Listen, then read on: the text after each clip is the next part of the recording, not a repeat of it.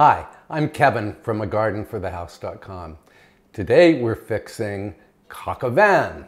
Coq au vin is the famous French stew and it's great for company occasions. You can make the whole thing well ahead of time and then simply reheat it on the stovetop shortly before your guests arrive. So let's get started on this recipe. So the first thing we need is 8 ounces of bacon. And what we need to do is to dice the bacon. And I do it like this. It helps to actually freeze the bacon first. Then it's really easy to dice. And by the way, I'm making enough coq au vin for 6. And again, it's a great dinner party dish. And then we need a skillet. Now you could use a stovetop skillet. I'm using my electric skillet preheated to 325 degrees. And to this we're going to add a glug of olive oil. And then we can add the bacon. Grab a wooden spatula here. And we're going to brown the bacon and use the spatula to break it up as it cooks. We're just going to cook this until it's brown and slightly crisp. Now, while the bacon is browning, we're going to need to cut up some carrots. I have 1 pound of carrots here, and we're going to need 2 large onions that we're going to slice. And I do my carrots this way. So let me get a fresh knife. I use the other knife for the bacon, so I don't want to contaminate anything. And for the carrot, I just cut it on the bias like this into 1-inch pieces. And of course, the carrot is peeled and the ends are trimmed off. Put that back in the bowl. And then for the onion, I peel it and then cut it in half. And then using a very sharp knife, and we're going to hold the edge of the knife against our knuckles. We're going to go like this to make, 1/4-inch slices. When you get to the end of the onion, you can flip it over so it lays flat and just cut around the root. And that is that. We're going to have some mushrooms too in this recipe. Let me show you those. I bought mine already sliced from the supermarket. These are baby bella mushrooms, but you could absolutely use just ordinary button mushrooms. And if you can't find them already sliced at your local market, just slice them yourself. All right, our bacon is looking good. So now we're going to transfer it to a Dutch oven. I'm using my 7-quart Dutch oven. But if you're making less coq au vin than what you would need for 6 servings, you could certainly use a 5-quart Dutch oven, or really any heavy pot. Okay, here we go. And we're going to leave all of that fat in the skillet because we have some more browning to do. So next up are the onions. And we're going to just saute these long enough until they begin to caramelize. And this will take, 5 to 8 minutes. So I will come back. All right, my onions are starting to brown. So now I'm going to season them with some kosher salt and some grinds of black pepper. Freshly ground black pepper always has a better flavor than that already ground stuff that you buy in the little cans. Give that a little stir. And then we have to get the onions into the Dutch oven. So let's see how we can do this on camera. I wonder if I can just tip. Yep. Easiest way to go about this. Get the remaining onions out. And then we have to brown the carrots. I'm going to add a little more olive oil to the skillet. And in goes the carrots. And then this next step is entirely up to you. Some French recipes recommend a little brandy or cognac in coq au vin, and I don't like a really strong brandy or cognac taste, although I like a hint of it. So what I'm going to do is just add a splash, maybe a quarter cup or so, and then get ready. We're going to flame this. And what we're doing is burning off the alcohol.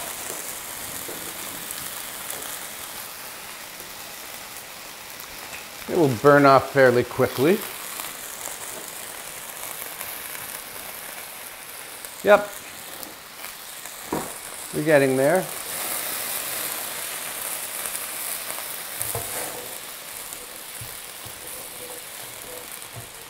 Oh, the smell's terrific. So actually what we end up with is just the essence of the brandy or cognac. Beautiful. And you can probably guess this next step. We have to add the carrots to the pot.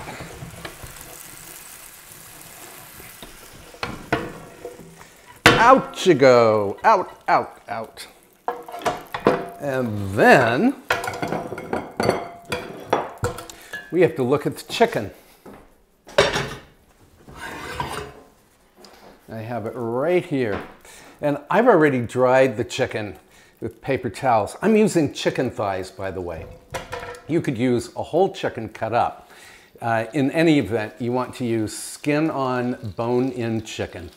I just found with chicken thighs, it's really easy to have portion control. If you're having 6 people for dinner, you can guesstimate 2 thighs per person. And these are not gonzo size thighs from the supermarket. They're organic free-range thighs, or they're thighs from free-range chickens, so they are not terribly large. And what we're going to do, let me move this out of the way, is season them up with salt and grinds of black pepper.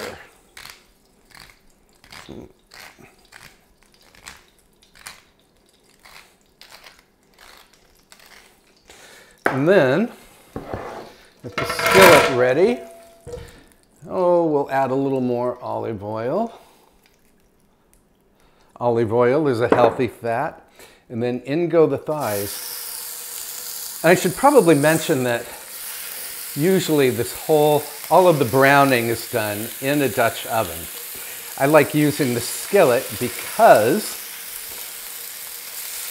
it's roomy enough for me to brown all of the ingredients without having me work in batches.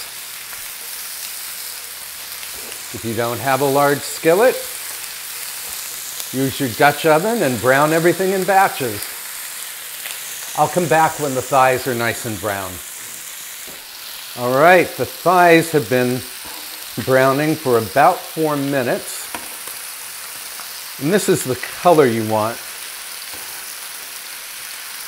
I'll show you one up close. Nice golden brown. Actually a little darker than golden. Aim for a chestnut or walnut brown. And we'll let these brown on the underside, for maybe 2 minutes, that's all. And into the Dutch oven they go, where they can join the bacon and the onion and the carrots. Yeah, I actually made this dish a couple of weeks ago for a dinner party. We had 6 people over, and what a relief it was to be able to have something already prepared that I simply had to reheat on the stovetop just before serving time. And we'll put this away. And we have one last thing to do in this skillet. And you could use olive oil here, or if you're a free spirit, add a couple of tablespoons of butter. And then in go the sliced mushrooms.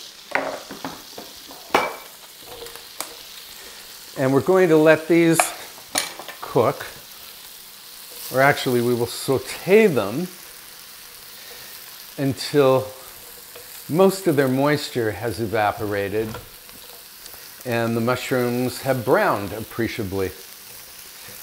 This will take about 8 minutes. I forgot to add some salt and pepper.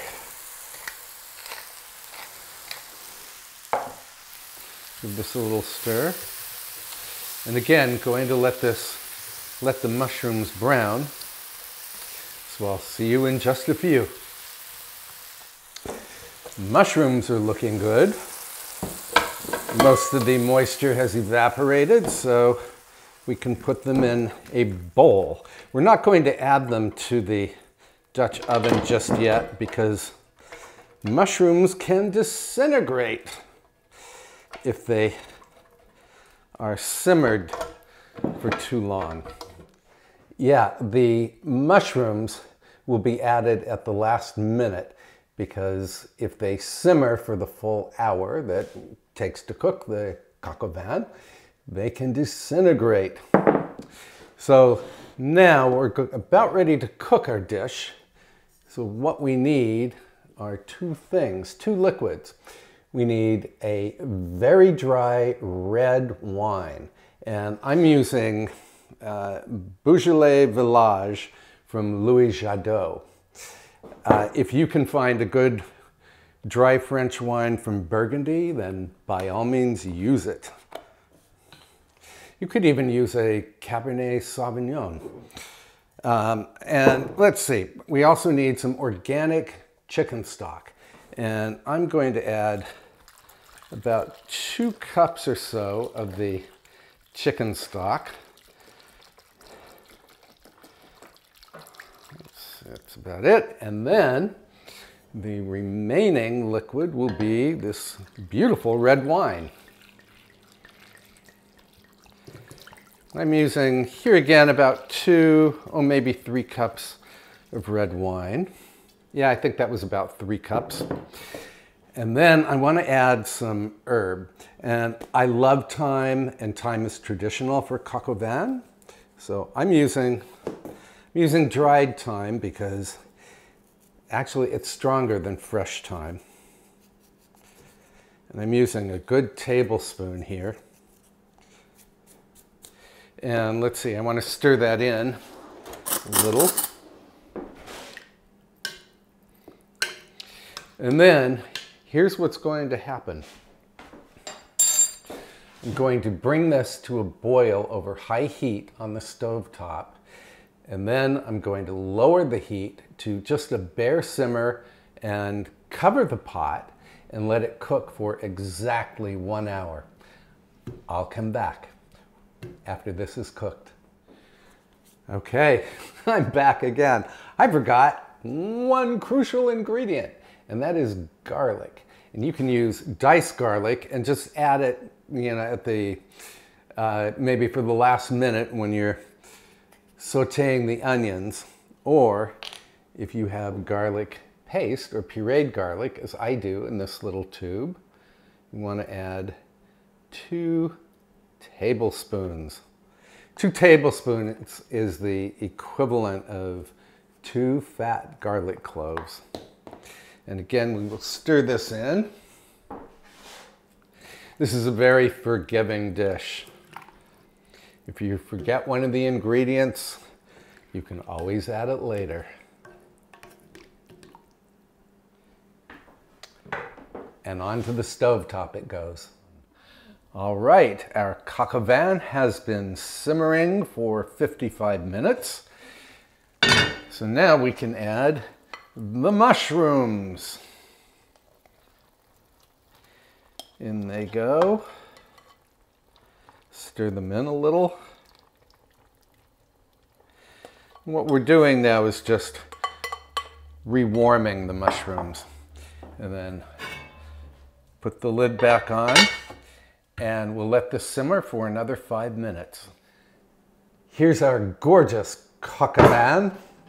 And what we have to do next is to transfer all of the chicken and the vegetables to a large platter. And I'm using 2 of these slotted spatulas? I don't know what they're called. What are these things called? If you know, drop me a line in the comments section below. Oh, this smells, as I said, really, really wonderful. This is an aromatic dish. Highly aromatic. Now, if you are making this dish for a dinner party and you want to make it ahead of time, just let it sit uncovered for, 1, 2, even 3 hours. And then reheat it on the stovetop. I know some people say that you can make it a day ahead of time and then reheat it. The only problem with that is I'm afraid that all of the chicken will fall off of the bones. Oh, there's my timer. Turn that off.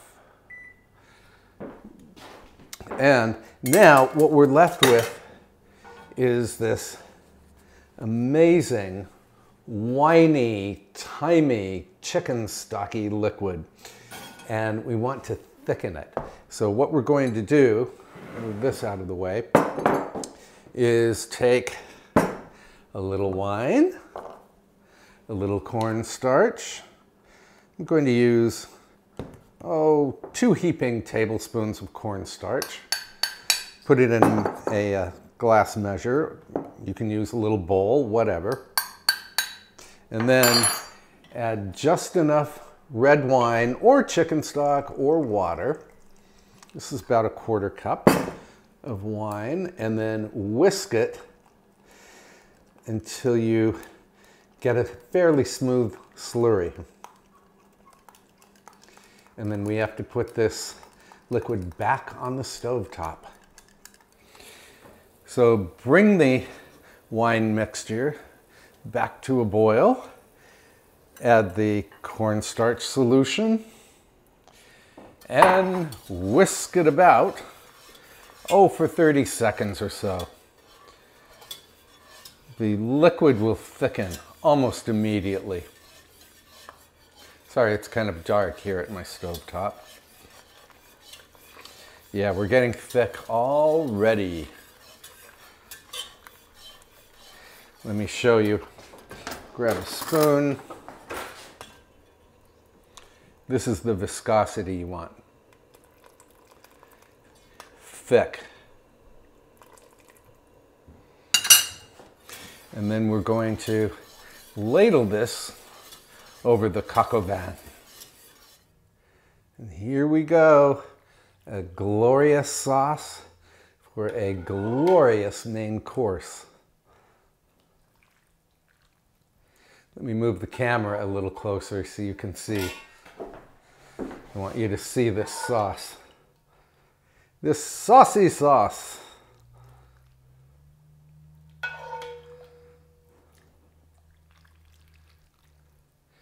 Beautiful. Oh, I love this dish. I could eat it every day. Well, we might as well have a little taste. So I'm going to take one of the chicken thighs. And let's see, we'll take some carrots.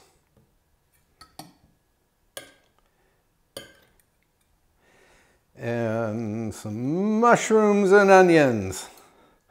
Put them on the plate. Move this out of the way for a moment. And then I need a fork and a knife. And we'll cut a bit of the chicken. Look at this, very tender. Oh, and absolutely delicious. Sorry, I'm talking with my mouth full. And of course, you will want to accompany your coq au vin with the same red wine you used in which to cook the dish.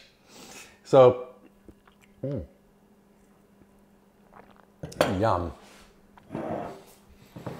I shouldn't be drinking. What time is it? 3:57 in the afternoon. I hope you'll give this dish a try. Honestly, you can taste all of the ingredients in it, from that bit of garlic to the hint or the whisper of brandy, of course the wonderful red wine, the carrots, the onions, the mushrooms, the thyme. I decided to garnish my platter with some fresh thyme sprigs. So I hope you'll give this dish a try, and if you do, please post a comment below, or post a comment below anyway, because I love to hear from you. And be sure to subscribe to my YouTube channel for more delicious recipes. And be sure to click the little bell icon so you can receive notifications every time I upload a new video.